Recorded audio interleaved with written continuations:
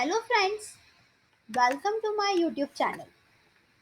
आज की हमारी इस वीडियो में हम मॉडर्न हिस्ट्री में क्विट इंडिया मूवमेंट के बारे में पढ़ेंगे, यानी कि भारत छोड़ो आंदोलन। अब भारत छोड़ो आंदोलन लॉन्च किया गया था ब्रिटिशर्स को इंडिया से टोटली हटाने के लिए, और यहाँ पर कंप्लीट फ्रीडम चाहते थे इंडियंस। तो इसके बारे में हम यहाँ कंप्लीट डिस्क्रिप्शन आज देखेंगे। तो चलिए स्टार्ट करते हैं क्विट इंडिया मूवमेंट के बारे में। क्विट इंडिया मूवमेंट लॉन्च किया गया था 1942 में by Mahatma Gandhi. On August 1942, Mahatma Gandhi gave a clarion call to end the British rule and launched the Quit India movement at the session of All India Congress Committee in Mumbai। यहाँ पर 8 अगस्त 1942 में महात्मा गांधी द्वारा quit India movement launch किया गया था, और उनका उद्देश्य था कि ब्रिटिश रूल को यहाँ से हटाना, पूरी तरीके से हटाना। और ये कांग्रेस के किस सेशन में लॉन्च किया गया था, ये आप याद रखिएगा। क्विट इंडिया मूवमेंट को लॉन्च करने के लिए यहाँ पर कांग्रेस का सेशन हुआ था, ऑल इंडिया कांग्रेस कमेटी का मुंबई सेशन में इसे लॉन्च किया गया था। गांधी जी gave the call do or die in his speech delivered as the Gowalia tank Maidan, now popularly known as August Kranti Maidan. अब यहाँ गांधी जी ने डू और डाई, यहाँ पर उन्होंने एक स्लोगन दिया था डू और डाई का, यानी मरो या मारो। और ये दिया था उन्होंने ग्वालियर टैंक मैदान में, जिसे आज अगस्त क्रांति मैदान के नाम से भी जाना जाता है। Aruna Asaf Ali, popularly known as the grand old lady of independence movement, is known for hoisting the Indian flag at the Gowalia tank Maidan. अब ग्वालियर टैंक मैदान मुंबई में यहाँ झंडा फहराया था अरुणा आसफ अली ने। इन्हें ग्रैंड ओल्ड लेडी भी कहा गया है। The slogan quit India was coined by Yusuf Meherally. यहाँ पर यूसुफ मेहरोली द्वारा क्विट इंडिया स्लोगन दिया गया था, यानी कि भारत छोड़ो। ये एक सोशलिस्ट तो थे ही, and a trade unionist who also serve a mayor of Mumbai, ये मेयर ऑफ मुंबई भी थे। तो इनके द्वारा ही स्लोगन दिया गया था साइमन गो बैक का, और इन्हीं ने क्विट इंडिया का स्लोगन भी दिया था, यहाँ भारत छोड़ो का नारा दिया था। अब क्या कारण थे जिससे कि क्विट इंडिया मूवमेंट लॉन्च किया गया? तो इमीडिएट कॉज तो ये था कि यहाँ पर क्रिप्स मिशन लाया गया।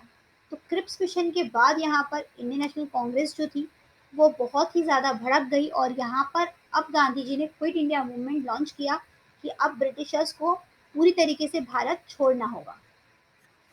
The British assumption of unconditional support from India to British in World War II was not taken well by the Indian National Congress। अब यहाँ पर जो ज़बरदस्ती सेकेंड वर्ल्ड वार में इंडियंस का सपोर्ट लिया था यहाँ ब्रिटिशर्स ने, ये आईएनसी को बिल्कुल भी पसंद नहीं आया था, ये भी एक कारण था। The anti-British sentiment and demand for full independence had gained popularity among Indian masses। अब यहाँ पर फुल इंडिपेंडेंस चाहते थे Indians.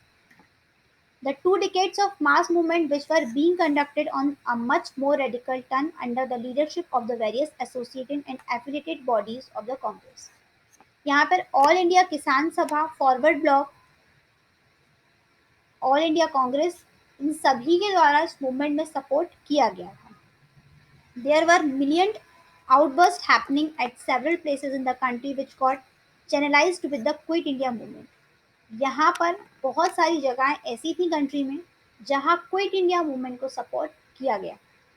The economy was also in शटर as a result of world war second. यहाँ पर वर्ल्ड वार सेकेंड के कारण जो इकोनॉमी है वो भी बहुत ही ज़्यादा बिगड़ गई थी। अब क्या क्या डिमांड्स रखी? तो the demand was to end the British rule. यहाँ पर आईएनसी को कुछ भी डिमांड नहीं रखनी थी। यहाँ डिमांड उनकी केवल एक ही थी, और वो ये थी कि जो ब्रिटिशर्स हैं वो इंडिया को छोड़ दें, with immediate effect to get the cooperation of Indians in World War II against Fascism। यहाँ पर वर्ल्ड वार सेकेंड में जो इंडियंस ने सपोर्ट किया है ब्रिटिश को,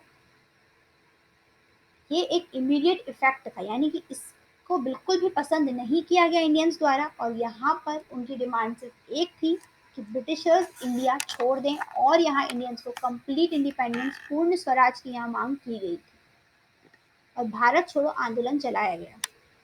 There was a demand to form a provisional government after the withdrawal of the Britishers। और यहाँ एक डिमांड की गई कि प्रोविंशियल गवर्नमेंट यहाँ बनाई जाएगी ब्रिटिशर्स यहाँ से विड्रॉ कर दिए। अब ये जो मूवमेंट है ये 3 फेज में चला था, ये याद रखिएगा आप, इम्पोर्टेंट है कि क्विट इंडिया मूवमेंट 3 फेज में चलाया गया था। तो फर्स्ट फेज यहाँ पर अर्बन रिवॉल्ट की गई थी, मार्क्ड बाय स्ट्राइक्स, यानी कि यहाँ पर बहुत सारी स्ट्राइक्स हुई, यहाँ पर बॉयकॉट किया गया था। There was strikes and demonstration all over the country. Workers provide the support by not working in the factories. यहाँ पर जो वर्कर्स थे उन्होंने यहाँ पर फैक्ट्रीज में काम करने से मना कर दिया था। Gandhi ji was soon imprison at Aga Khan palace in Pune, और गांधी जी को यहाँ जेल में डाल दिया गया था आगा खान पैलेस पुणे में, और बहुत सारे लीडर्स को भी अरेस्ट कर दिया गया था। तो फर्स्ट फेज के बाद यहाँ सेकेंड फेज हुआ मूवमेंट का। इस सेकेंड फेज में फोकस किया गया था, अब वो लोग कंट्री साइड पे फोकस करने लगे थे, which witnessed a major peasants rebellion marked by destructions of communication, यानी कि यहाँ पर जो कम्युनिकेशन के साधन थे उन्हें बिगाड़ने के लिए यहाँ पे वो काम कर रहे थे, जैसे कि रेलवे ट्रैक्स हैं, स्टेशन हैं, टेलीग्राफ लाइन है,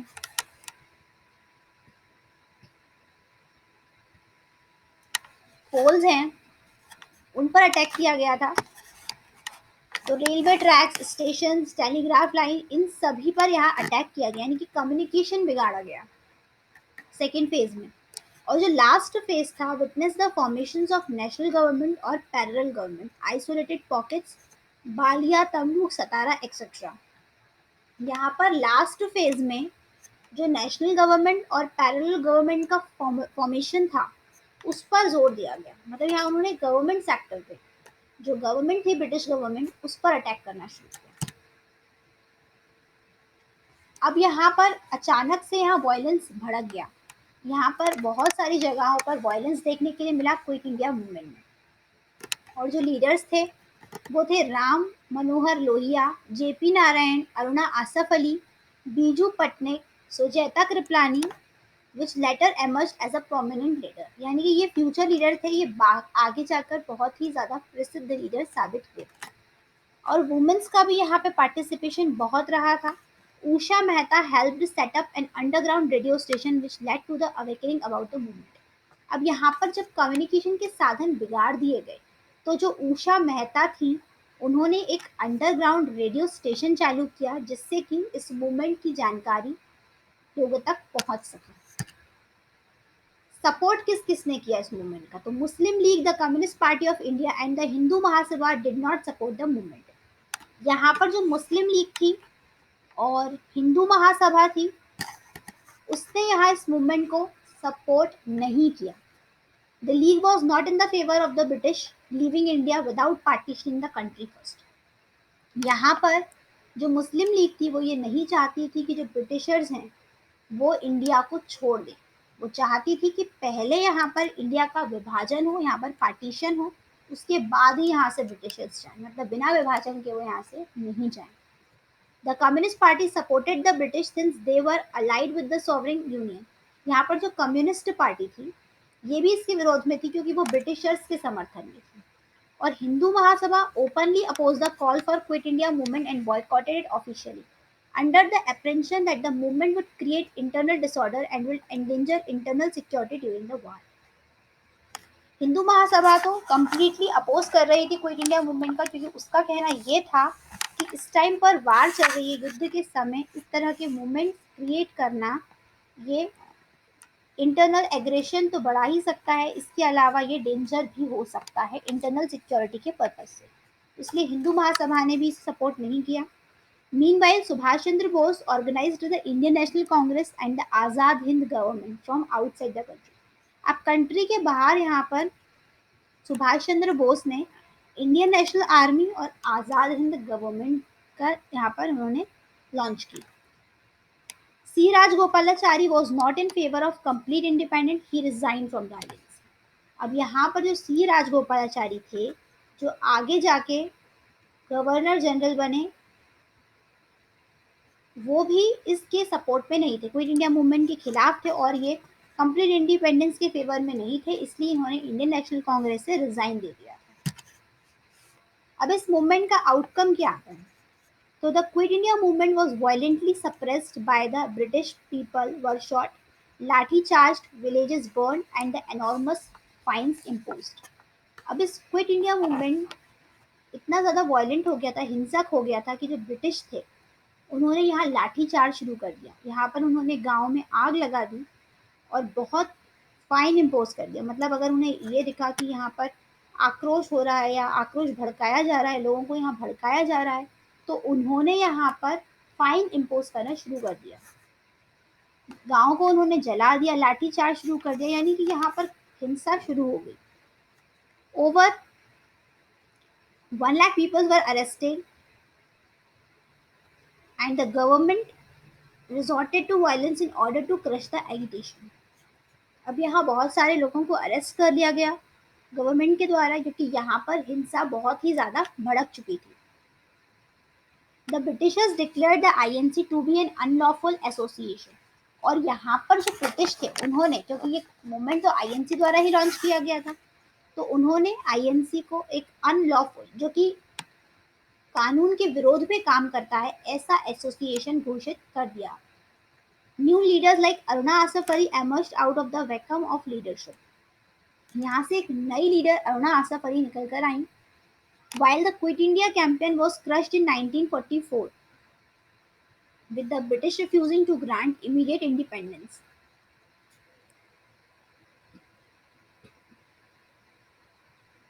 Saying it could happen only after the war had ended, they came to the important realization that India was ungovernable in the long run due to the cost of World War II.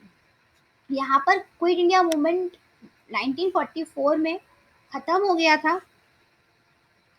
British refusing to grant immediate independence. और यहाँ पर कहीं ना कहीं Britishers जो हैं वो independence देने के लिए तैयार हुए। It change the nature of political negotiation with British, the ultimately paving the way of India independence. और यहाँ पर इंडिया की इंडिपेंडेंस के लिए रास्ता खुल जाता है और यहाँ कहीं ना कहीं ब्रिटिशर्स जो हैं वो रेडी हो जाते हैं कंप्लीट इंडिपेंडेंस इंडिया को देने के लिए, क्योंकि वो समझ जाते हैं कि इंडियंस जो हैं यहाँ पर भड़क चुके हैं और अब वो आज़ादी लिए बिना नहीं मानेंगे। तो जो क्विट इंडिया मूवमेंट है उसने यहाँ पर हमारी इंडियन हिस्ट्री में एक इम्पॉर्टेंट रोल प्ले किया था। भारत छोड़ो आंदोलन के बाद आगे चलकर और भी बहुत सारे रिफॉर्म्स हुए, जिसके बाद यहाँ इंडिया को इंडिपेंडेंस मिली और इस मूवमेंट ने यहाँ पर एक बहुत इम्पॉर्टेंट रोल भी प्ले किया। तो ये था क्विट इंडिया मूवमेंट। अब चलते हैं अपने मोटिवेशनल कोट की तरफ। तो आज का हमारा मोटिवेशनल कोट है, विश्वास वह शक्ति है जिससे उजड़ी हुई दुनिया में प्रकाश लाया जा सकता है। आज की वीडियो में बस इतना ही। अगर आपको हमारी वीडियो पसंद आई हो तो हमें कमेंट बॉक्स में कमेंट करके बताइए, इसे लाइक कीजिए, इसे शेयर कीजिए और हमारे चैनल को सब्सक्राइब करिए ताकि आपको हमारी वीडियोस की सभी लेटेस्ट अपडेट्स मिलती रहे।